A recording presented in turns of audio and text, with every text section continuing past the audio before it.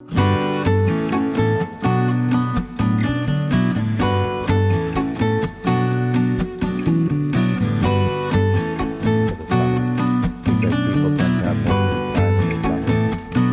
other day, well, I certainly would wish them happy reading. Reading is an important part of life. I think we have many different media available to us these days, but there's nothing replaces the value and pleasure of reading a good book, to have that concentrated attention on a particular subject, and also to be in a position where you're interpreting the meaning of the author's intentions. I think one of the great pleasures in life is the social aspect of reading as well. So I know in Canada we have a program called Canada Reads, which is on our public broadcaster, and it's a phone-in show. And I know many people, including members of my family, who belong to book clubs, and they actively discuss the books they're reading. So the experience is a bit different from watching a movie or a television show or even listening to some piece of music. Working, but Canadians are very laid back. And I said, well, not really. Actually, well, the special reason I have to come back is I was asked to be ambassador here. And of course, I received that invitation with great delight. I think, as you've mentioned, I've been in Korea twice before. Myself and my family were always warmly welcomed, and we greatly admire Korea, Korean culture, but especially the Korean people. So we're more than happy to return to Korea. Lee Hee-ho, the widow of President Kim Dae-jung, and they quoted her in saying a very significant, well, I think that is an era of history which Canada, as an independent country, was starting to connect with the wider world, and those Canadians who were here in Korea at that time in 1919 and before, they were coming as a first movement of Canadians into Asia, and many of them were missionaries. In fact, most of them were missionaries, and they were probably motivated because of their interest in spreading Christianity at that time. But I see a common thread with our modern identity, which was they were also defending the dignity and the human rights of the people that they had befriended here in Korea. So I think the connection continues, where we have a very strong sense of our moral values and of the dignity of human beings, and we want to share that in as many places as we can. And that was the case in 1919 with the contributions of Dr. Schofield, Dr. Martin, Dr. Avison, and as your readers probably are aware, the Canadian Embassy worked with the city of Seoul to have a commemoration exhibition to showcase those contributions. That took place in the month of March of this year. It's among a tribe of indigenous people, and so they test him to see if they're worthy of the daughter.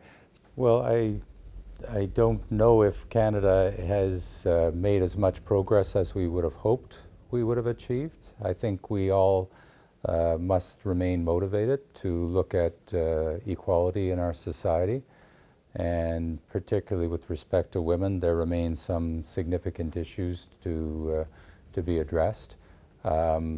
And if you look at, for example, our National Assembly, our House of Parliament, it's still a very low, relatively low level of representation of women as elected officials. There's still a significant gender gap. So I think my message is we all have to work harder.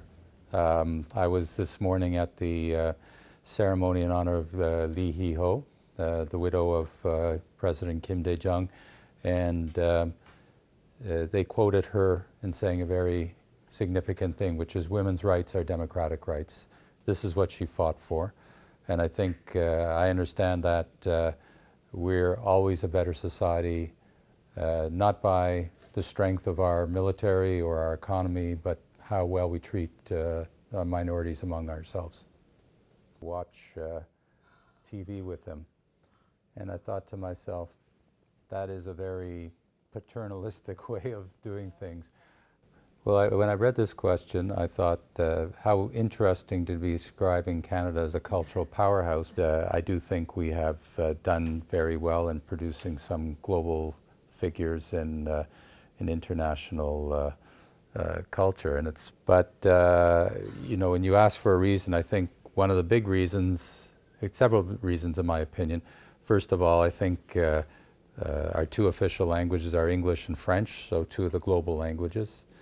So we're able to not only connect from the cultural sources of English-speaking and French-speaking countries, but also to export our cultural products in that way. We have a second reason is we have a multicultural society, and I think that not only brings us cultural influences from every corner of the planet, but also gives us a hotbed where there's wonderful cultural sharing, whether it's in music or in literature, in film and television and cuisine. And I think the third reason, of course, is we're a very urban country. And as we know through history, cities bring a lot of connection between people. And because they're prosperous, they also mean that funding can be reserved for the arts.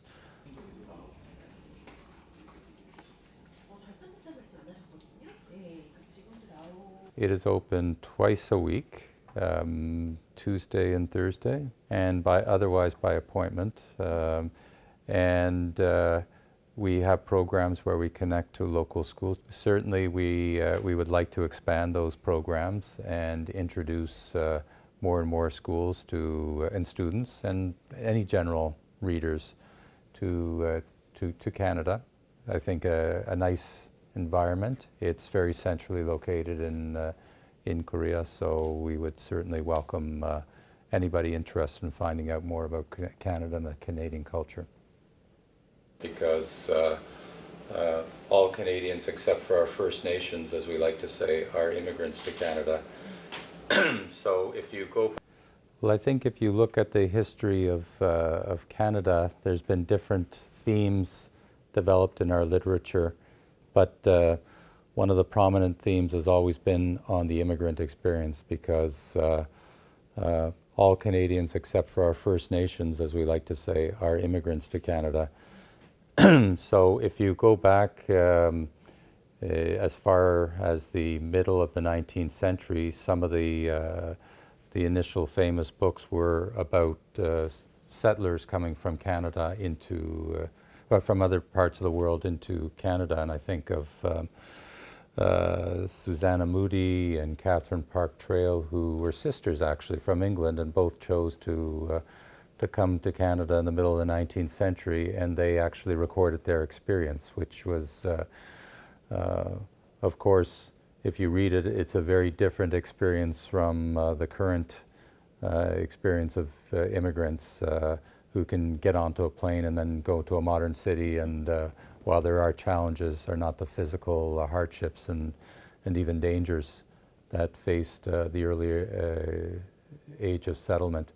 But you see this as a theme even in the 1960s, 1970s, even to today.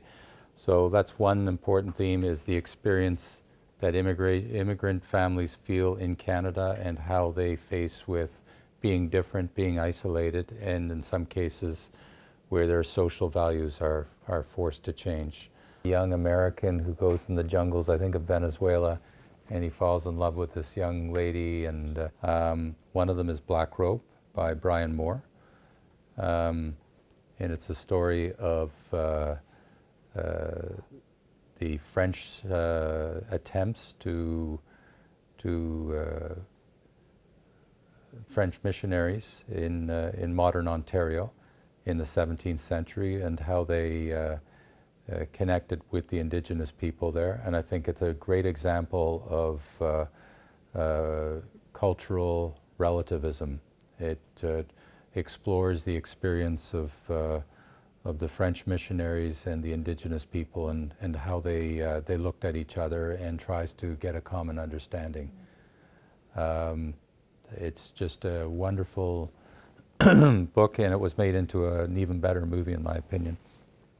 The second book that I chose was one of the most famous books in Canada. It was called Barometer Rising, and it was written and published in the 1940s. It was written by a writer from Montreal called Hugh McLennan. And Hugh McLennan was a family friend. He was a friend of my aunt's in Montreal. And it is the story of the 1917 Halifax explosion, which, until the atomic bomb was dropped on Hiroshima in 1945, was the largest man-made explosion in history, and almost 2,000 people died in that explosion. And my grandfather was working on the docks of Halifax the morning of the explosion, and he narrowly escaped death. And I think the novel was trying to express how societies change often through violence and violent events. And it's something that, a book that has a personal meaning for me. And since I mentioned how many women have written great books, I try to think of one that I related to, and I thought of Margaret Atwood, because of course these days Handmaid's Tale is the one that has got attention because of the HBO series. But I chose Oryx and Crake, which is a novel about a very bleak and pessimistic novel about the impact of environmental change on human society. And I think these days, if the writers are the conscience of our society, we have to look for them for the vision of how we can avoid the worst coming to humanity and to our world. And if you read Oryx and Crake, you will never look at modern society and its relationship with the environment in the same way. So those are three. Yeah. 애들은 방학이 7월. How long usually Canadians take off? My message to your readership is they should keep on reading. Reading is a wonderful source of information, but it's also one of influence and inspiration. I think when we look at the world through others' eyes, this is the best way of working. And it doesn't matter what your background, doesn't matter what your political affiliation, doesn't matter your gender or your age or your sexual orientation or anything like that. When you look at the world through somebody else's eyes, you learn something. And what I would also say to readers is they should challenge themselves. They should always read books that they feel are going to be providing good moral lessons, good challenge to their values, to their expectations. Reading is an adventure, and it's an adventure that we really should not be surrendering in any time of our lives. It's a lifelong education.